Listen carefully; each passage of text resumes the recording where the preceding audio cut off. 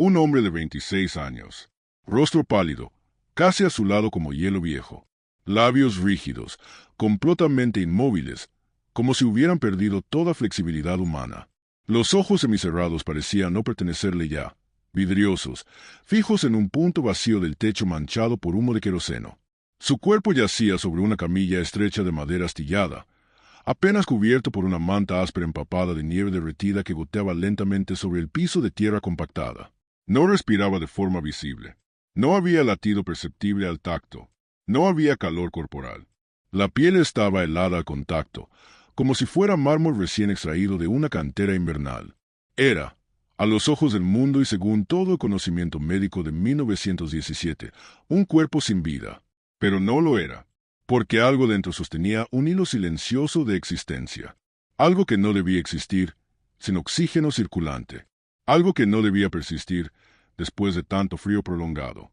Esa mañana, en un hospital improvisado al norte de Europa, la muerte tuvo que esperar. Era el invierno brutal de 1917, en plena Primera Guerra Mundial, en un terreno fronterizo convertido en hospital de campaña. Un galpón largo de madera oscura con techo bajo, paredes agrietadas por donde entraba el viento helado y un olor permanente a sangre seca mezclado con barro congelado. El frío atravesaba los muros como agujas invisibles que se clavaban en los huesos de todos los presentes. Las lámparas de queroseno colgadas del techo iluminaban precariamente un pasillo estrecho, donde cuerpos heridos alineaban en camillas de campaña, unos sobre otros, esperando atención que a menudo llegaba demasiado tarde. El agua tardaba más de una hora en calentarse sobre braseros de carbón y olía a hierro húmedo, como cubetas viejas recién lavadas. No había electricidad. No había radiografías. No había equipos de respiración artificial. Solo existían manos humanas, conocimiento empírico acumulado y decisiones tomadas en segundos bajo presión que no daba margen para el error. En ese ambiente donde la muerte parecía parte inevitable de la rutina diaria, llegó el cuerpo casi sin vida de Julián Barea, un soldado de infantería de 26 años que había sido encontrado boca abajo sobre la nieve, completamente inmóvil, tras una explosión de artillería cercana. Sus compañeros dijeron que lo habían encontrado así, sin signos de respiración visible, con los labios azulados y las manos rígidas. Lo habían arrastrado durante 1 kilómetro entero hasta el hospital improvisado, pensando que su único destino era un informe de defunción rutinario que sería archivado junto a cientos de otros. Pero el doctor Bartolomé López no firmó nada esa mañana. Tenía 49 años y una mirada endurecida por años de ver morir a hombres jóvenes en circunstancias que no dejaban lugar a segundas oportunidades. Pelo completamente gris, manos ásperas marcadas por cicatrices de bisturí y una postura ligeramente encorvada por el peso acumulado de tantas pérdidas. Había pasado por frentes de batalla que ya nadie recordaba, por salas improvisadas llenas de cuerpos que se apagaban en silencio mientras él intentaba detener hemorragias con trapos hervidos y alcohol diluido. Había enterrado más soldados de los que había salvado. Era un hecho que conocía pero nunca verbalizaba en voz alta. Había visto a hombres morir de infecciones menores que hoy serían tratadas con antibióticos simples. Había visto gangrena avanzar en extremidades congeladas. Había visto pulmones colapsar por gases tóxicos sin poder hacer absolutamente nada excepto sostener manos temblorosas durante los últimos minutos. Pero en medio de toda esa experiencia devastadora, había desarrollado un instinto clínico fino que otros médicos ya no poseían. La capacidad de reconocer cuando un cuerpo estaba verdaderamente muerto y cuando simplemente estaba suspendido en un estado liminal entre vida y muerte. Y algo en Julián Barea le decía que aún no había cruzado ese umbral definitivo. Se acercó a la camilla empapada. Tocó la piel del soldado con la palma abierta. Estaba fría, muy fría, pero no rígida. La rigidez cadavérica típica no había comenzado. Los músculos no habían perdido elasticidad. Los dedos todavía podían ser flexionados levemente sin resistencia absoluta. Era un estado que no correspondía a la muerte definitiva, según los criterios que conocía. Tomó su estetoscopio de madera pulida, heredado de su mentor en París décadas atrás, apoyó el extremo frío en el tórax inmóvil del soldado y escuchó con concentración absoluta. Nada, un silencio completo, un vacío sonoro profundo que parecía confirmar la muerte, ni murmullo vesicular, ni latido cardíaco audible, ni roce pleural, solo silencio fisiológico. Aún así, después de 30 segundos de escucha intensa, dijo en voz baja pero firme: «No está muerto, está suspendido». El enfermero jefe, un hombre de 30 años llamado Vicente que había visto cientos de cadáveres, frunció el ceño. Doctor, no respira. No tiene pulso. Los labios están morados. Ha pasado tiempo sin oxígeno. Pero Bartolomé insistió, apartándose del cuerpo y mirando directamente a Vicente con esa autoridad tranquila que solo da la experiencia. El frío conserva. El frío retrasa la muerte celular. He visto esto antes en los Alpes. Los cuerpos congelados no mueren al mismo ritmo que los cuerpos tibios. Si actuamos ahora, puede haber tiempo. Recordó entonces, en un instante fugaz, a otro soldado 3 años atrás. También joven, también congelado. Bartolomé había dudado demasiado tiempo entonces, esperando señales que nunca llegaron, y lo perdió. Desde aquel día, había jurado no volver a rendirse antes de intentar todo lo posible. Ordenó inmediatamente retirar la manta húmeda que solo contribuía a enfriar más el cuerpo. Pidió preparar paños calientes empapados en agua recién hervida. Mandó encender 2 braseros portátiles de hierro y colocarlos cerca de la camilla, a distancia segura pero suficiente para irradiar calor. Solicitó más agua hirviendo, mantas secas y alcohol para frotar extremidades. Nadie entendía completamente por qué hacía todo eso. Para los demás presentes, el hombre simplemente no respiraba. Había pasado demasiado tiempo sin oxígeno. Los labios estaban morados oscuros. El pulso era inexistente incluso en la arteria femoral. Pero Bartolomé ya había tomado una decisión.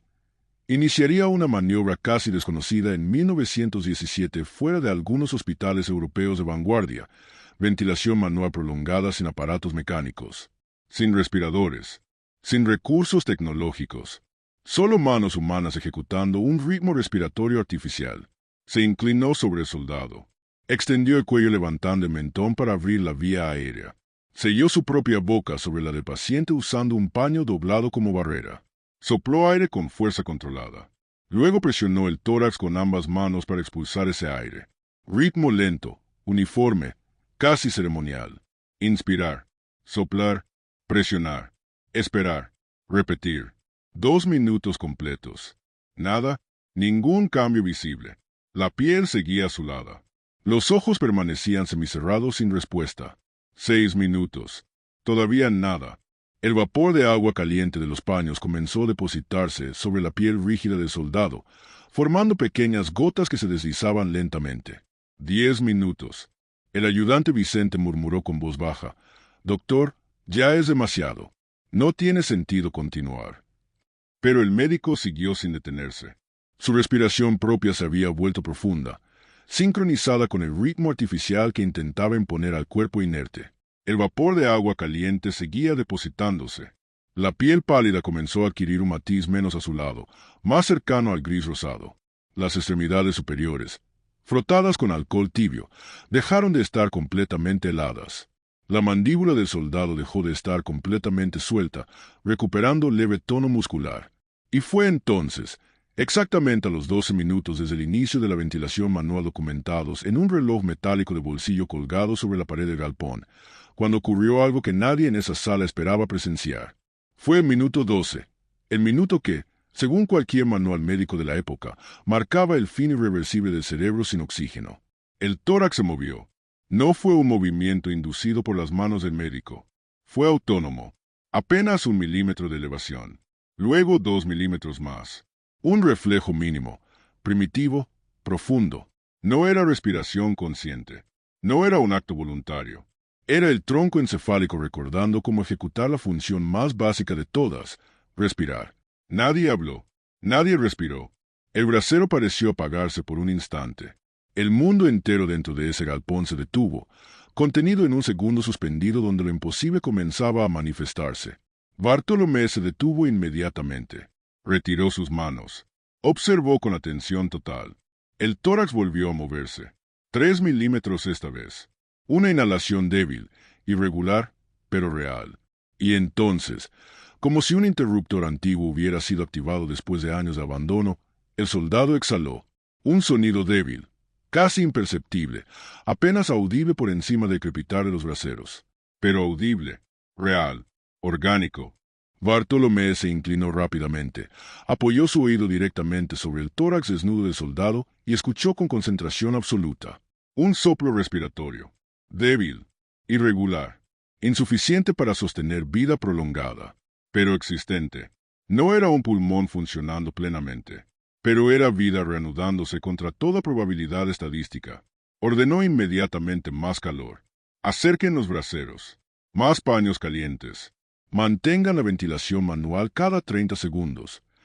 El equipo respondió con velocidad renovada, como si el pequeño movimiento del tórax hubiera inyectado esperanza en una sala donde solo existía resignación momentos antes. Poco después, a los 16 minutos desde el inicio del procedimiento, apareció lo completamente improbable. Un latido cardíaco. Pequeño, débil, irregular. Apenas perceptible bajo el estetoscopio. Luego otro latido 15 segundos después. Luego un tercero 10 segundos más tarde. El ritmo no era sostenible todavía, pero existía. El pecho del soldado se elevó 2 centímetros completos por sí mismo, sin ayuda externa. El cuerpo comenzó a liberar vapor tenue al exhalar aire tibio por primera vez en horas. La piel recuperó temperatura lentamente, grado a grado, como si una corriente interna comenzara a fluir nuevamente. Los dedos de la mano derecha se curvaron levemente. Las pupilas, antes completamente fijas, reaccionaron mínimamente a la luz directa de una lámpara. El enfermero Vicente, que 20 minutos antes había declarado informalmente su muerte, dio un paso atrás involuntariamente, incrédulo ante lo que sus ojos presenciaban. «Es imposible», murmuró. «Estuvo muerto». «No estuvo muerto», respondió Bartolomé sin apartar la vista del soldado. «Estuvo suspendido. El frío lo preservó. Y nosotros lo trajimos de vuelta». A las 4 horas exactas desde su llegada al hospital, con calor constante, ventilación manual intermitente y monitoreo continuo, Julián Barea abrió completamente los ojos. Miró el techo ennegrecido por años de humo de queroseno. No habló. No entendió inmediatamente dónde estaba ni qué había ocurrido. Pero movió conscientemente los dedos de la mano derecha y apretó levemente la mano del médico que sostenía la suya. En los días siguientes, Julián recuperó la voz. Recuperó movimiento progresivo en las extremidades. Volvió a caminar dentro del galpón utilizado como hospital, apoyándose primero en camillas y luego solo. Nunca volvió completamente igual. El frío prolongado había dejado secuelas respiratorias crónicas que perduraron durante meses, tos persistente y sensibilidad extrema a temperaturas bajas. Pero no murió en ese campo helado. No murió cuando dejaron de escucharlo respirar. No murió cuando su cuerpo parecía una masa silenciosa, sin calor, sin pulso, sin reflejos detectables. Sobrevivió a 12 minutos sin oxígeno efectivo. Sobrevivió a un estado en que la ciencia médica de 1917 no encontraba razón fisiológica alguna para esperar retorno. Sobrevivió porque un médico de 49 años, endurecido por años de pérdidas pero aún capaz de reconocer el límite real entre vida y muerte, decidió que el silencio fisiológico no era evidencia suficiente para desistir. Años después, en una conferencia médica en Bruselas sobre lesiones por hipotermia, Bartolomé López relató aquel caso. Describió el color azulado. Describió la ausencia de pulso. Describió los 12 minutos de ventilación manual antes del primer movimiento autónomo. Los médicos presentes escucharon con escepticismo inicial. Algunos tomaron notas. Otros sonrieron incrédulos. Uno preguntó, ¿cómo explica que sobreviviera sin daño cerebral permanente? Bartolomé respondió con honestidad. No lo sé completamente. Solo sé que el frío protege, y que insistir tiene sentido cuando el cuerpo aún no ha cruzado el límite irreversible. Esa noche, después de regresar a su habitación, Bartolomé abrió su cuaderno de observaciones clínicas bajo la luz débil de una lámpara de aceite. Escribió con letra cuidadosa en tinta negra. Invierno 1917. Julián Barea, 26 años. Paro respiratorio prolongado. Hipotermia severa. Ventilación manual, 12 minutos hasta primer movimiento autónomo. Retorno espontáneo. Imposible según manuales. Posible según voluntad médica. Subrayó la última frase 2 veces. Selló la página con el timbre del hospital de campaña. Cerró el cuaderno y lo guardó en un cajón donde permanecería durante décadas, testimonio físico de un día en que la muerte tuvo que esperar. Y ese día, en un hospital improvisado bajo el frío brutal del invierno europeo de 1917, la vida se inclinó ante una voluntad que no aceptó rendirse. Julián Barea caminó fuera de ese galpón semanas después, llevando consigo el recuerdo borroso de haber estado en algún lugar entre dos mundos. Archivo anatómico, donde la medicina revela sus secretos. Todos los personajes son ficticios, inspirados en contextos históricos reales.